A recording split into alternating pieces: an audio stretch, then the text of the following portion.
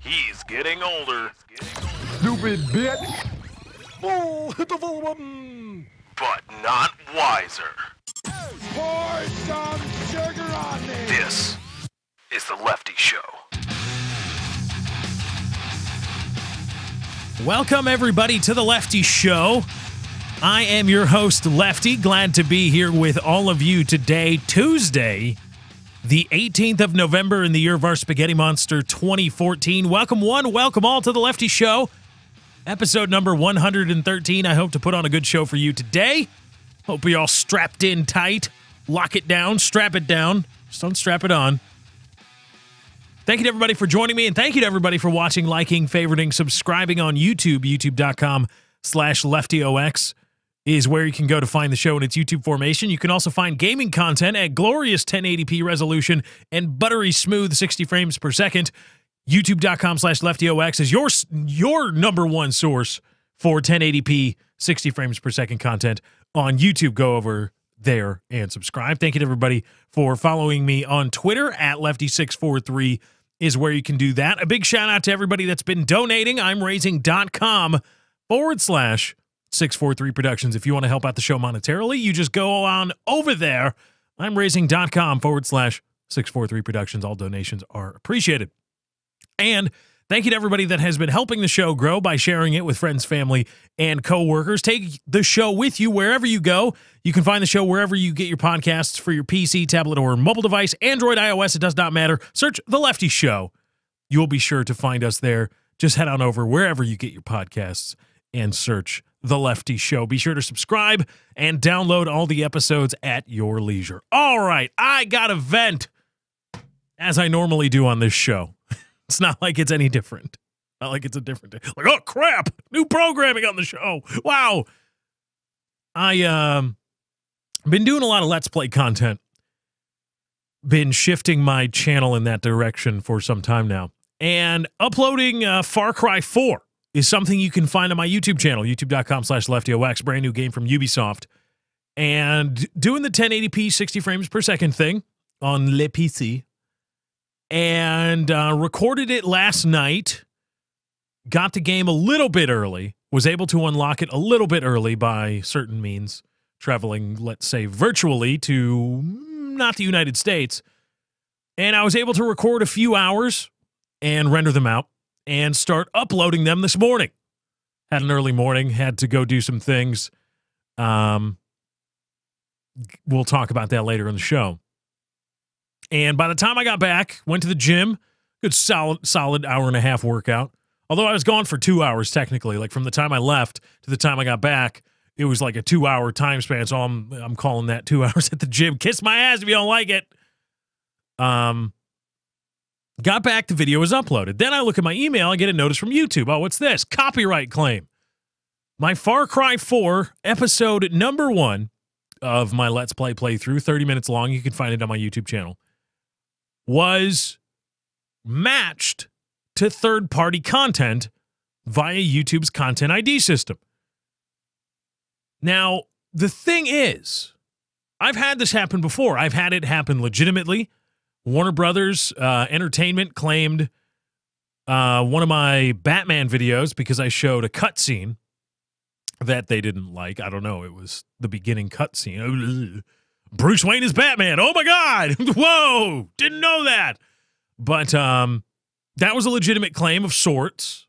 I think it was a little bit splitting hairs. But I've had other things, too, where menu screens, still frames in video games get me flagged as other people's videos. YouTube system thinks I'm re-upping somebody else's content because somebody else, as part of another multi-channel network on YouTube, uploaded that same game and uploaded that same menu screen, and YouTube automatically thinks that it's part of that content. But that's not the case, right? Obviously not. It's just a menu screen. It's just a still frame. There's nothing I can do about it. Of course it's going to look the same in my playthrough versus some other schmuck's playthrough. It's going to look the exact same. It's the menu screen. I can't do anything about it. But YouTube via Google in their infinite glory. Oh, all the geniuses working at Google. Oh, they're coding geniuses. Did you hear? Have you heard about the geniuses working at Google? And they've got ball pits, and they've got a nice cafeteria. Oh, my God.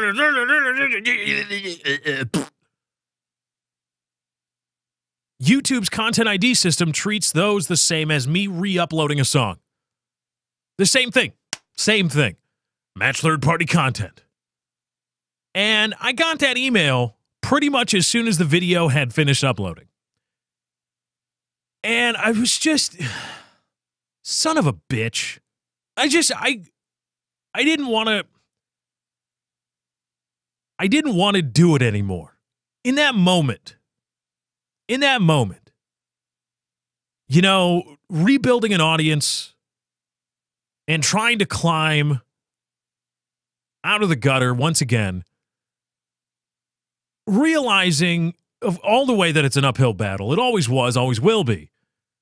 And here on top of it is YouTube with their big old digital content ID penis ready to do nasty things.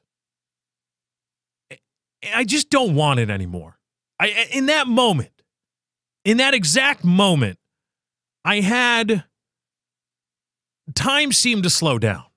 And it was in that moment, I pretended as though I was quitting YouTube. In that moment, I was like, I'm done. I quit. I don't want to do it anymore. I don't want to fight the fight. I don't want to race the race. I don't want to run uphill, chase my own tail, whatever thing else. I don't want to do it anymore. I don't want to have to fight YouTube to make content. And I don't want to have to fight YouTube to monetize content, because that's how I make money. I got other things, but this is how I make money too.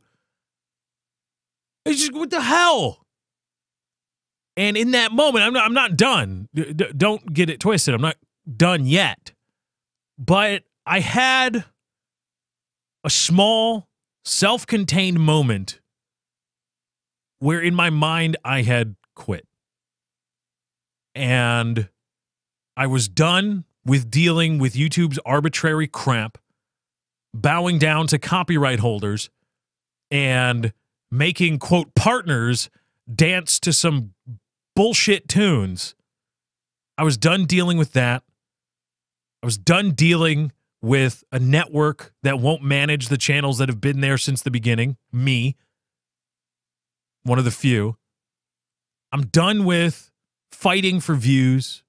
I'm done with trying to make sure my tags are right, trying to preemptively guess, like, oh, what are people going to search? Because I've got to rebuild an audience. And what would help with that? Oh, if I get in search engine views, that will help rebuild an audience, recharge. That's a quick way to do it. Okay, well, let's go do this.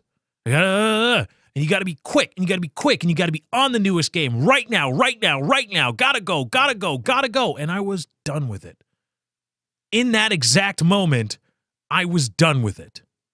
And I got to be honest, it felt good. It felt good in that moment to be done. It felt good in that moment to be free.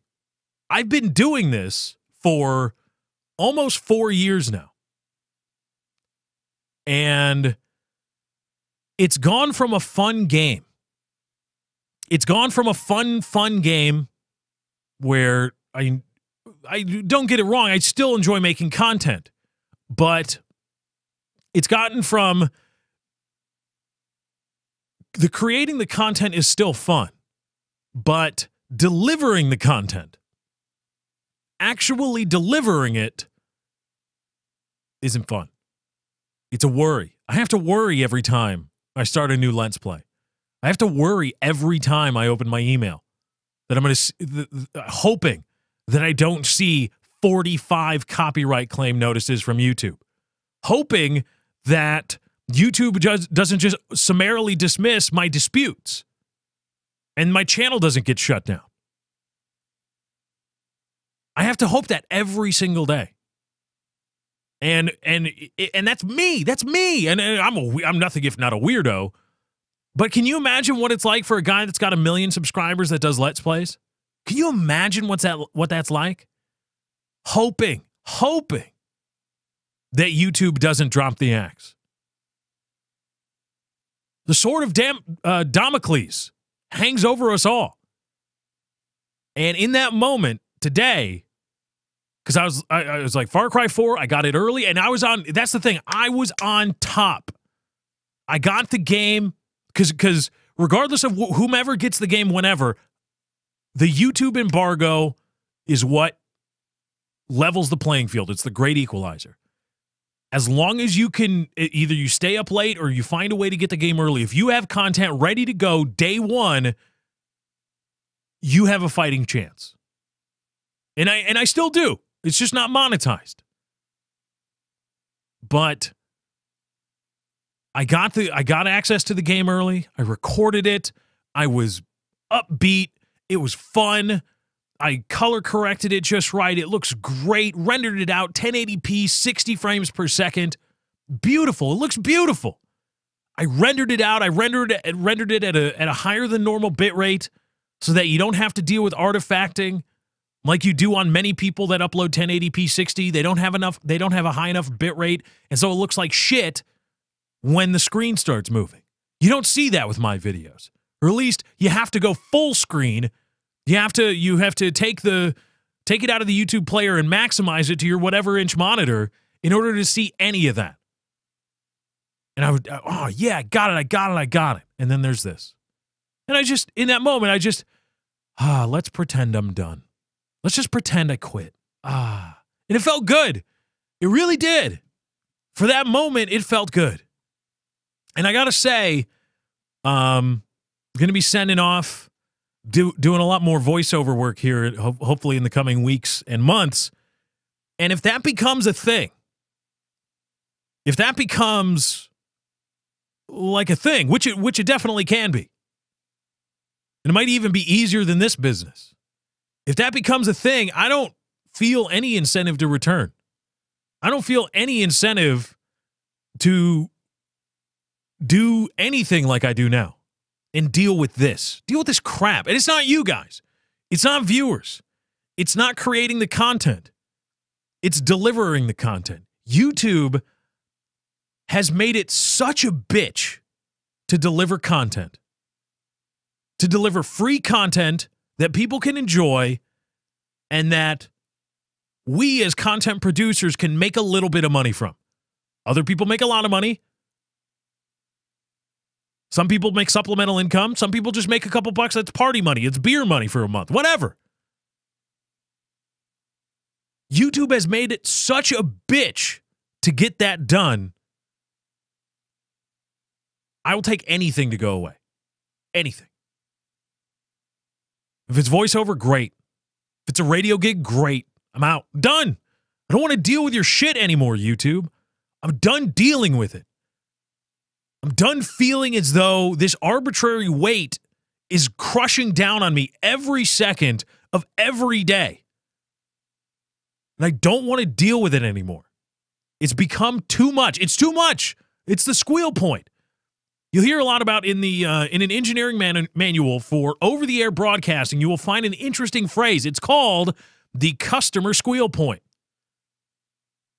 And that is the point at which the broadcast becomes too shitty a quality and the customers start calling in. That's called the customer squeal point.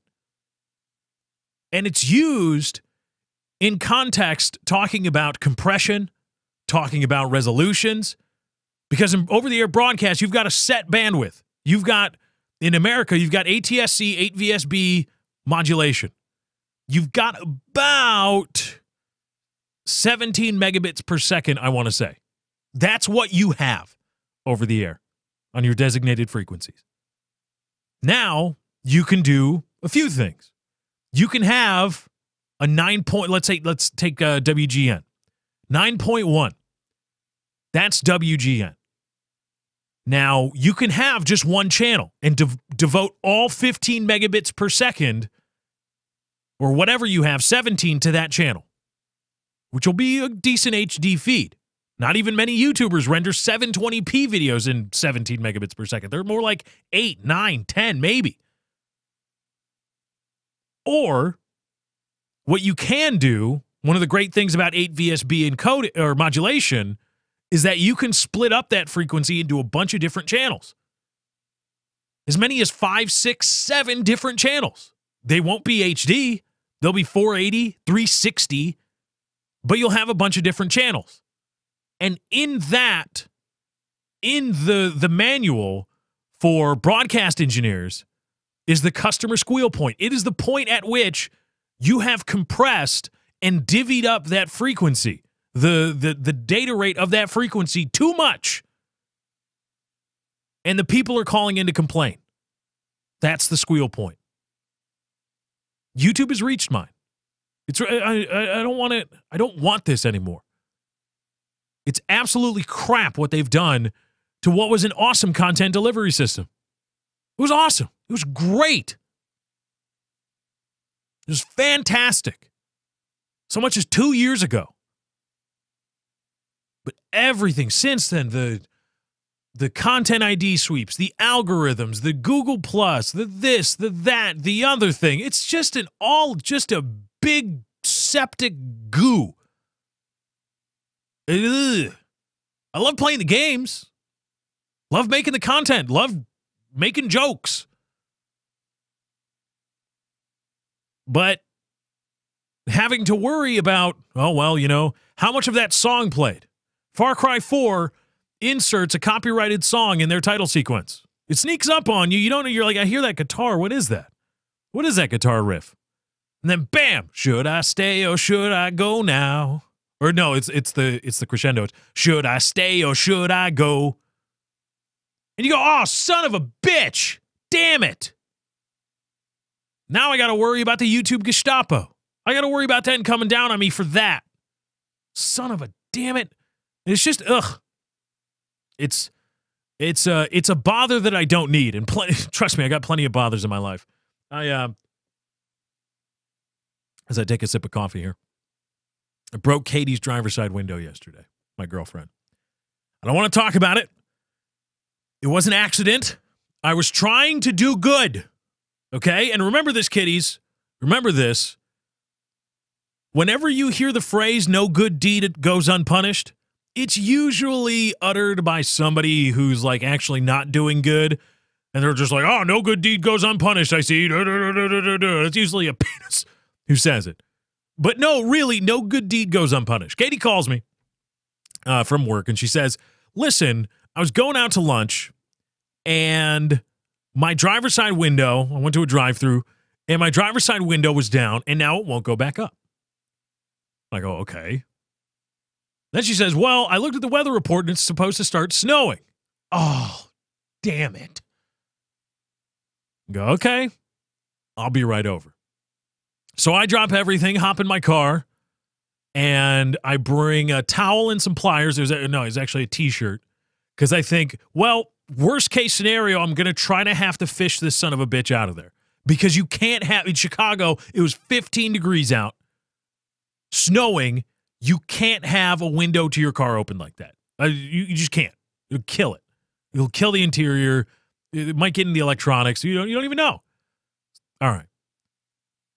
And my plan was, hopefully it's a fuse issue. I can just put in a new fuse, call it a day. Let's go. So I get there. It's not a fuse issue. And it's cold and windy. And I'm in my nice coat. I'm in a coat, a big heavy coat. But it's the type of cold and wind that just cuts right through that. Doesn't matter what you're wearing. Does not matter. It could be Gore-Tex. It could be Gore-Tex. And it's going to cut right through it.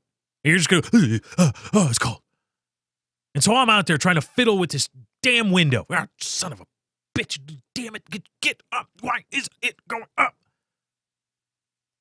And my thought was, after fiddling with it for a while, I realized I'm going to have to pull this son of a bitch up. I'm just going to have to pull it up into the up position.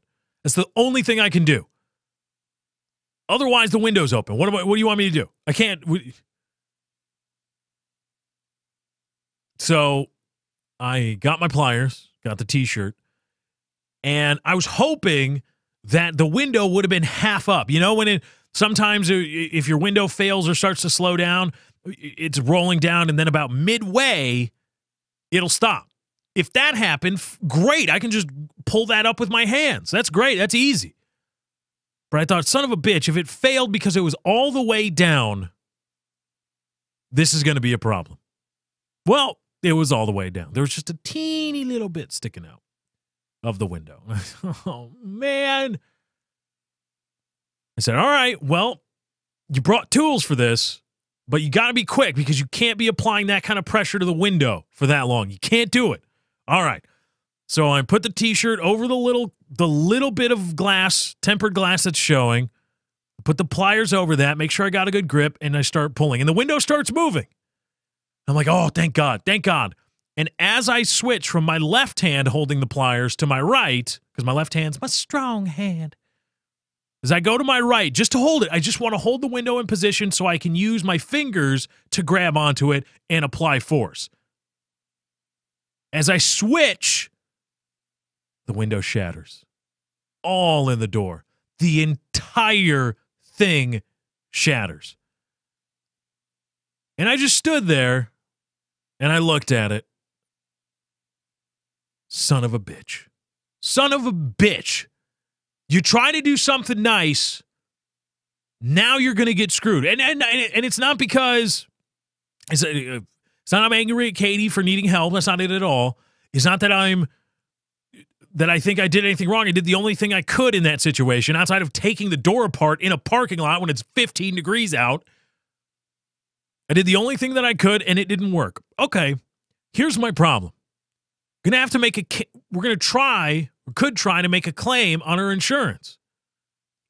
But it's going to get to a point, and I know it is.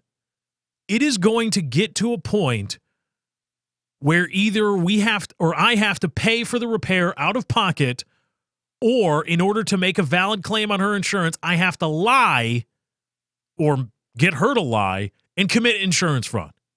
That's the only way that's going to happen. And I know that's what it's going to be. I know it. I don't even have to make the call. I know what's going to happen. Because you try to tell the truth. What happened? Well, the door failed and, my boyfriend was trying to fix it and it broke. Well, we don't cover that. Well, wait a minute. I wasn't trying to fix it. I'm insured. I'm the insured on the thing. What? I didn't do this to my car. My big dumb idiot boyfriend did it. He's not. You're not insuring him. It was done to me. I'm the insured. Oh, well, yeah, but we're not going to cover it. That's what they're going to do because they're insurance companies and they get away with it. So the only way, and I doubt you could get a monkey on the phone to answer this question, but the only way that they would accept a claim is if I lied. If I got her to lie and say it was a vandal. And that's insurance fraud. The only way to make this a valid claim is to make it insurance fraud. Even though, technically speaking, it's covered. It should be covered under incidental, shouldn't it? But insurance companies, being what they are, being subsidized by the governments of the many states, no. And it's just the scam that is insurance that pisses me off. It's the scam, and all this happened like that in my head. It's the scam of insurance that made me realize, son of a bitch, this is going to be expensive. Damn it all. Because when you get insured, you are betting that you will get hurt or screwed up or your house will burn down someday. You hope it doesn't, but you are betting that it will. That is why you pay your insurance premiums. Don't confuse you hope something bad doesn't happen with betting that it will. Because the reason you pay your insurance premiums is because you believe one day you are going to win your bet. That's why you pay the insurance premiums. And the insurance companies, they take that action hoping that you don't. The insurance companies, there's action, like any gambling. There's action on you. and you're betting, hey, I'm going to bet that I'm going to screw up one day and I'm going to get hurt or break something and I'm going to need it replaced. Any takers? Any takers? What do we got? What are my odds? What are my odds? What are my odds? And your odds are your premiums. What are my premiums? What do I got? What do I got? And the insurance companies, they take that action. They say, okay, I'll take a little bit of that. You pay me your money. I will be there when hopefully, knock on wood, that one day you get hurt. Or that one day you break something, or that one day your car breaks down or you get in an accident. We will be there. Our insurance company with all our claims adjusters and our we will be there. But guess what? When they lose that bet, because the insurance companies are making the bet that you won't, when they lose that bet, they fight tooth and nail. No. Claim denied, claim denied, claim denied. And they get away with it. And they get away with it. Nobody's like, hey, you know what? Why are you dismissing claims out of hand completely? Just dismiss. You got to go back around second time. Oh, yeah, well, maybe. Okay, we'll pay a little bit of it. Oh, yeah. The fraud that is insurance. The fraud that is the business of insurance. And the government, people in government try to pretend like, oh, yes, insurance is good. You like insurance. Insurance companies are there to help. It's the whole basis for Obamacare. I'm not going to get help. What are you talking about? Get the hell out of here. How is it a law that in order to live, I need to have health insurance? How does that make any sense whatsoever? And how is that not unconstitutional? Where does it say in the that I gotta contribute to the healthcare system of the United States of frickin' America just because I'm a citizen? Where does it say that? Obamacare, Obama.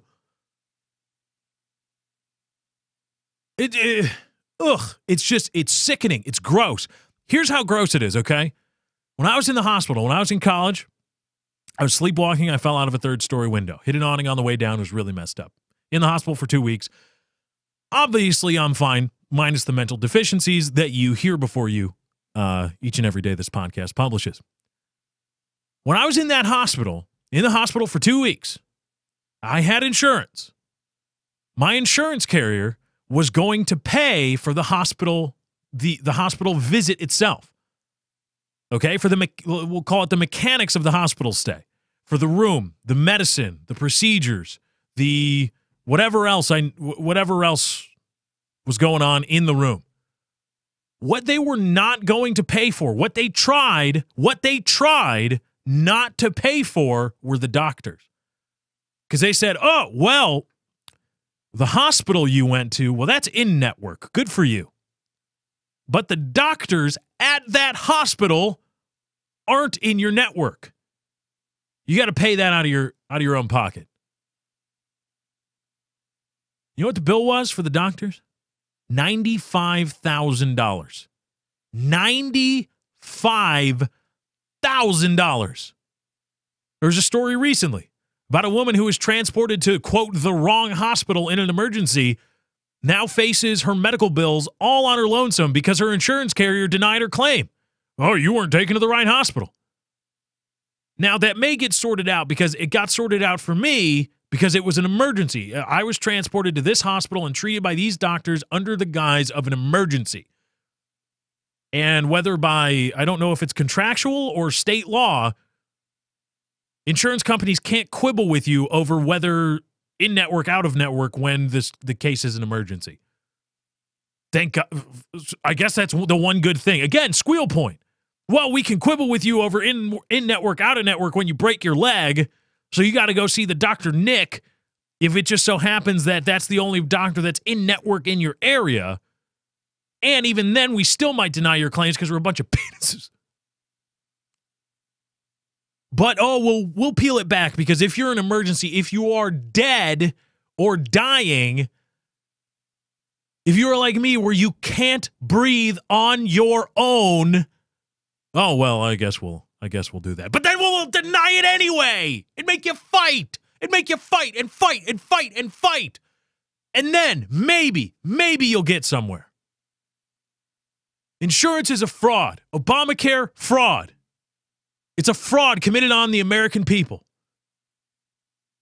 And it's unconstitutional. So don't be afraid to tell people you don't have insurance, because I know many of you don't. Don't be afraid to tell people, yeah, I don't have insurance. Why? Well, why not? You know what's the law? That law is unconstitutional. The Supreme Court's going to hear it again. Hopefully they come down on the right side this time around. Hopefully they come down on the side of, that was kind of bullcrap. That ruling there that it wasn't, that was, that was messed up. All right, let's do some news.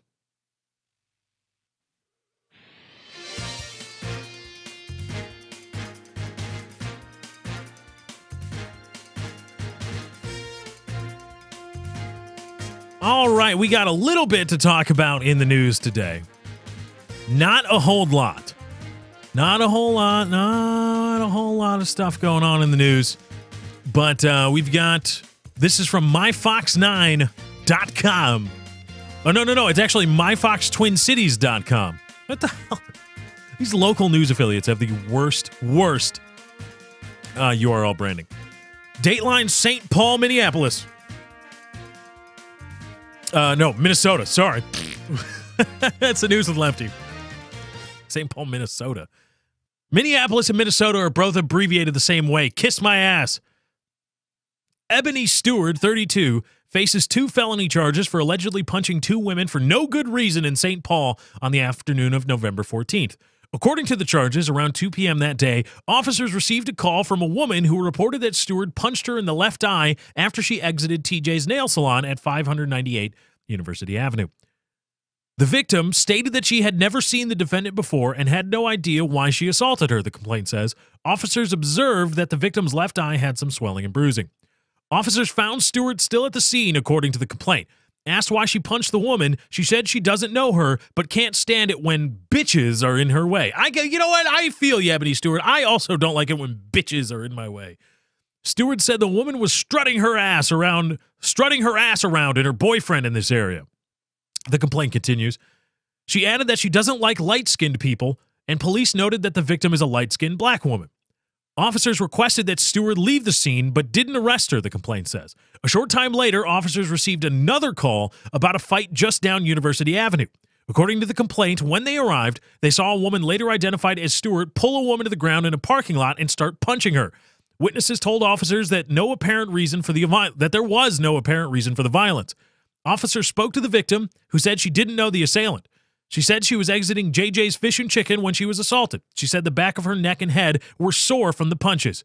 This time, officers placed Stewart under arrest. On the way to Ramsey County Law Enforcement Center, she told authorities she assaulted the woman because she's a white girl in the hood. Quote, "Get that white bitch out of my yard, out of the hood," Stewart said, according to the complaint, which adds that she repeatedly said that she hates white people. Hate crime, right? Right? I assaulted this woman because she is white. Because of her race, okay? You remove white, black. I assaulted this person because of their race. That's a hate crime, right? Guess what, Ebony Stewart? $1 million question. $1 million goes to anybody who can guess what Ebony Stewart is not charged with.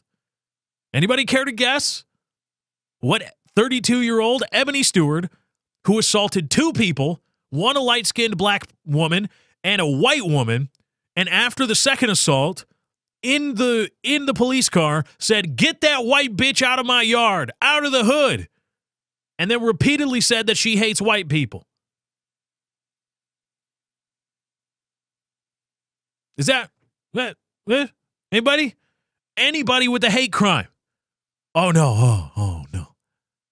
Oh no! Oh, you can't charge the poor black woman with a hate crime because all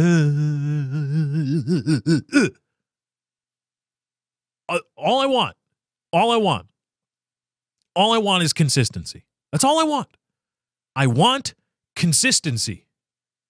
Otherwise, rewrite the laws. Rewrite the laws and just say if you're white and you do anything to a minority because they are a minority, you're in trouble. If you are part of the majority and you pick on or assault or commit a crime against a minority because of their minority status in any regard whatsoever, you have committed a hate crime. Just rewrite the laws that way. Spare me this bull crap about, oh, well, if anyone does it for any reason having to do with da-da-da-da. No. This is majority. This is majority crap. This is something to go after the majority. Oh, well, we can't, because when a minority admits to committing the hate crime, nothing. And Minnesota does have a hate crime law on the books. And it includes assault. But, can't do that. Or how about this? How about hate crime laws in general are bullcrap? Bullcrap. And as evidenced by this story, unconstitutional. Hate crimes, as evidenced by this story, are unconstitutional. Why? Because they violate my right, or the majority's right, to be equally protected under the law. Because if a white guy goes out, imagine somebody else did it. Imagine it was a crazy white woman going down in the suburbs, beating up black women, saying, get those black bitches out of my yard. I don't like black people. I beat the crap out of them, or tried to, because they were black. It's a hate crime. Oh my God, you are going to be extra specially punished because of this. And the point of that extra special punishment is supposed to be a deterrent. It's supposed to deter people from committing ethnically, racially, sexually, gender-charged crimes.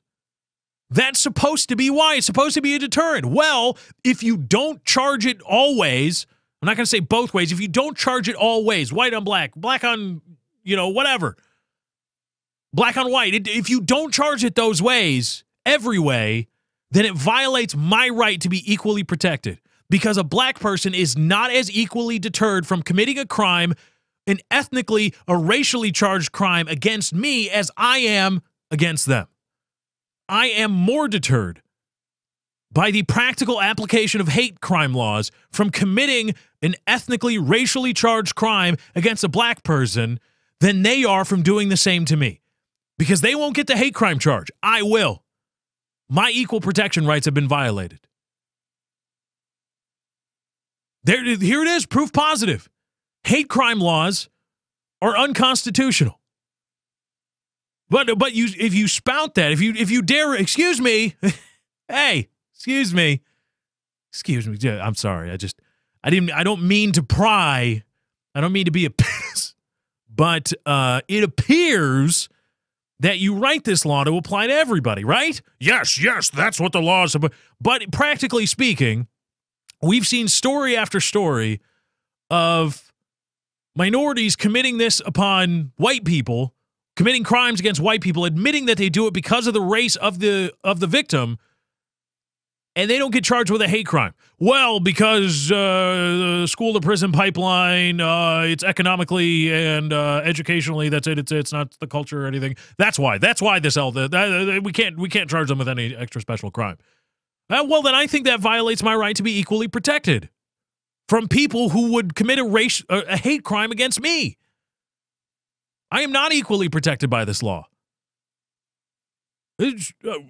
Look at how it's enforced. Look at how it's invoked. I am not equally protected. That's a problem. That's unconstitutional. How would that flow? How would people like, oh, you've made a good argument, Phil. You know what, Phil? You, my friend, right there, you've got yourself a good argument. Would they do that? Or would it be, oh my God, you're white privilege. How dare you? How dare you even think that you could possibly blah, blah, blah, blah, blah, blah, blah. All I want is to have an honest discussion about these things. All I would, not me. I don't have the answers. I don't know. I could be wrong. I could be very well wrong. But I don't see people, and this is much of my problem, much of my consternation with society. Too many people are unwilling to tear down the walls that they create for themselves. Too many people are unwilling to tear down those walls of, I'm right, my ideology backs me up, and my ideology says this, and so such and such and this and that and the other thing.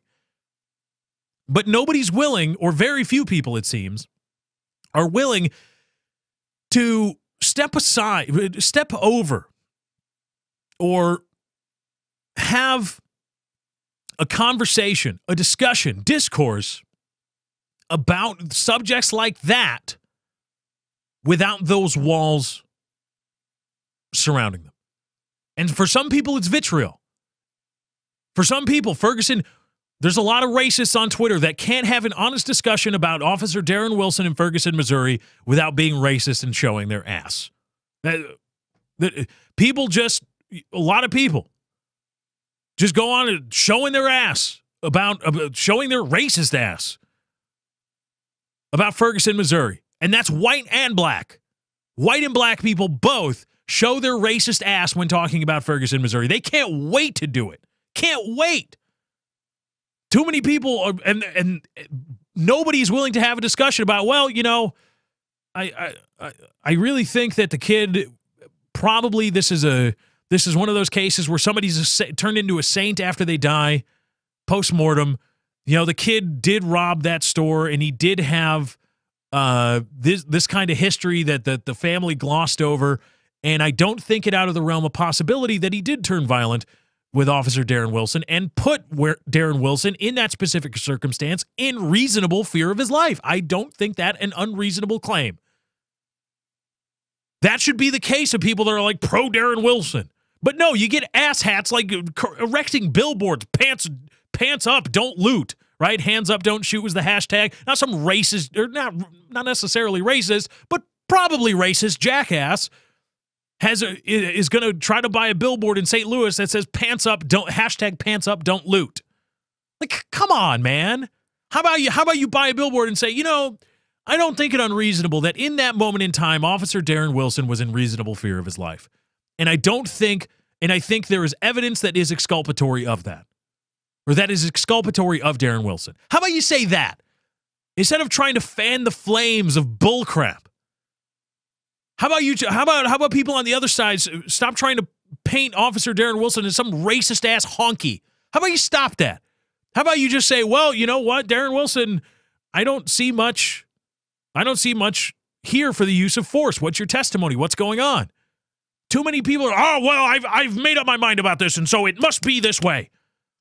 And, you know, props to my guy, Jason Goff, because I talk a lot about people aren't willing to have these discussions without the walls, their comfort zones, outside of their comfort zones, outside of the safe walls constructed by their ideology. Jason Goff, a Chicago sports radio host, has a show on Sirius XM on Sunday. We talked about that a little bit on Twitter, and I originally disagreed with something he had said in a meta tweet, and I tweeted at him and said, well, you know, and we ended up having a very nice and productive, calm, reasonable, rational discussion about Officer Darren Wilson, Mike Brown, and Ferguson, Missouri. It was great because he's of the mind you got to put Darren Wilson on trial. And I'm of the mind I don't think that's a good idea because you're circumventing the judicial process, and I don't think you go to that well too often. And we had a great discussion, and it was organic, and it wasn't filled with race baiting, and it wasn't vitriolic, and it wasn't threatening violence, and it wasn't making thinly veiled racist remarks or stereotypical jokes or remarks.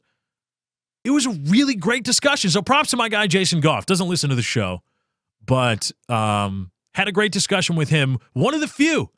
There needs to be more of that. There needs to be more of that in our society. More people willing to do that. Regardless of whatever conclusion, you come to whatever conclusion you want. Come to whatever conclusion you want. But I think if more people have those kinds of discussions, society at large would be much better off. Let's bring it home.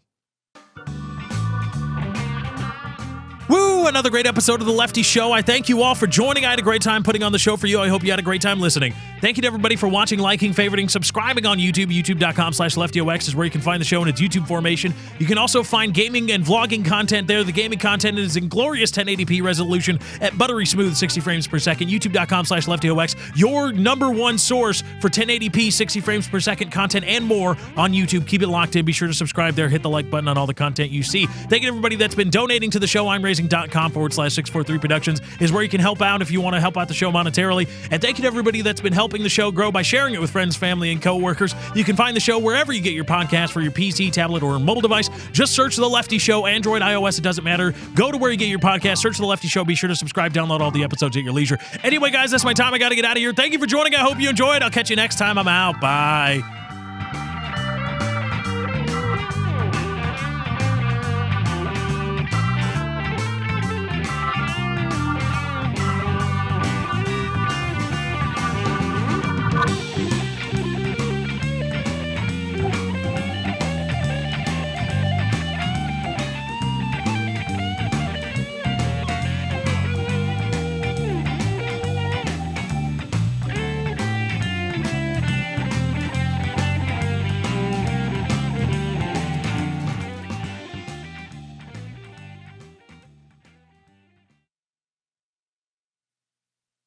Bonerama!